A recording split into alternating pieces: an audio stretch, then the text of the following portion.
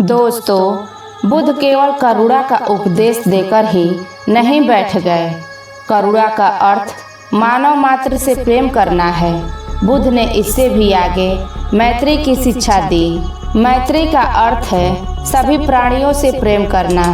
तथागत चाहते थे कि आदमी केवल मनुष्यों के प्रति करुणा करके संतोष न कर ले, बल्कि इससे और आगे बढ़कर सभी प्राणियों के प्रति मैत्री की भावना पैदा करे।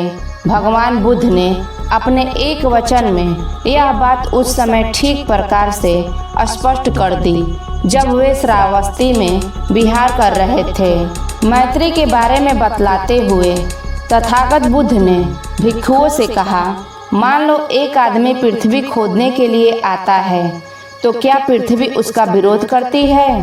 भिक्षुओं ने उत्तर दिया, नहीं। फिर बुद्ध ने कहा, मान लो एक आदमी लाख रंग लेकर आए और वायु में चित्र बनाना चाहे, क्या तुम समझते हो कि वह बना सकेगा? भगवान, नहीं, क्योंकि वायु में कोई काला खंड नहीं है जिस पर चित्र बनाया जा सके। इसी प्रकार तुम्हारे मन में कोई काला भाग नहीं होना चाहिए जो कि तुम्हारी दूषित भावनाओं के प्रतिबिंब है। फिर बुद्ध ने कहा, मान लो एक आदमी जलती हुई मशाल लेकर गंगा नदी में आग लगाने जाए, तो क्या वह आग लगा सकेगा? भिक्षुओं ने कहा, नहीं, क्योंकि गंगा जल में जलने का गुण नहीं है।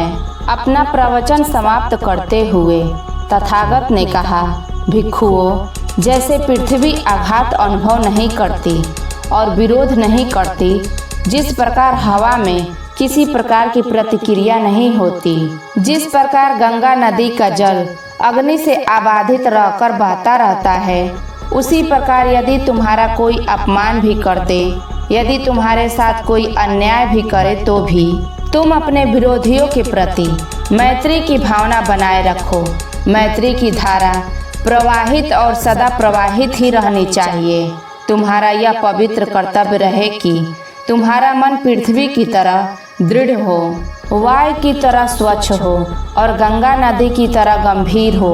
यदि तुम ऐसा करोगे तो तुम्हारी मैत्री आसानी से बाधित नहीं होगी, चाहे कोई तुम्हारे साथ अप्रिय व्यवहार ही क्यों न करे। जो भी तुम्हें हानि पहुंचाएंगे वे स्वयं ही शीघ्र थक जाएंगे। तुम्हारी मैत्री की परिधि विश्व की तरह असीम होनी चाहिए और तुम्हारी भावना विशाल हो, जिसे मापा भी ना जा सके और जिसमें कहीं द्वेष का विचार भी पैदा ना होने पाए।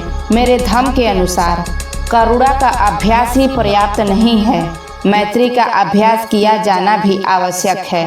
भिक्षुओं, कोई भी पुण्य कर्म मैत्री भावना के 16वें हिस्से के भी बराबर नहीं है। मैत्री तो चित्त की विमुक्ति है। यह उन सबको अपने में समेट लेती है। यह प्रकाशमान होती है, यह प्रदीप्त होती है, यह प्रज्वलित होती है।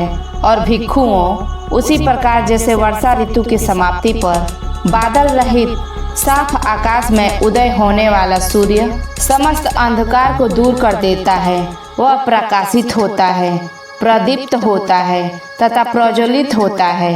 और जैसे रात्रि की समाप्ति पर भोर का तारा प्रकाशित होता है, प्रदीप्त होता है तथा प्रज्वलित होता है, ठीक उसी प्रकार हे भिक्षुओं, धर्म पूर्ण प्राप्त करने के कोई भी साधन मैत्री भावना के 16वें भाग के भी बराबर नहीं है।